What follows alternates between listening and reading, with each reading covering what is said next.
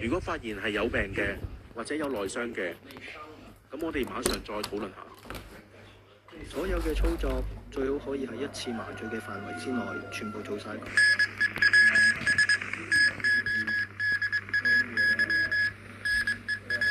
各位，天文台改發9號烈風或暴風風力增強信號。超強颱風蘇拉集結喺香港東南偏東大約90公里，預料向西或西北偏西移動，時速大約12公里，移向珠江口一帶。蘇拉嘅眼壁而家位於天文台以東大約50公里，並且逐漸逼近本港。本港普遍吹烈風，離岸間中吹暴風，部分高地間中達到颶風程度。同蘇拉相關嘅狂風大驟雨正係影響本港。按照現時嘅預測路徑，蘇拉會喺午夜前後喺香港以南大約40公里掠過。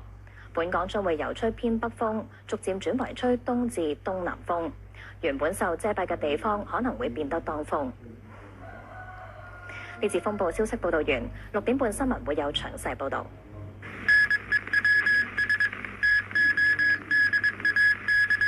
而家嚟睇強度。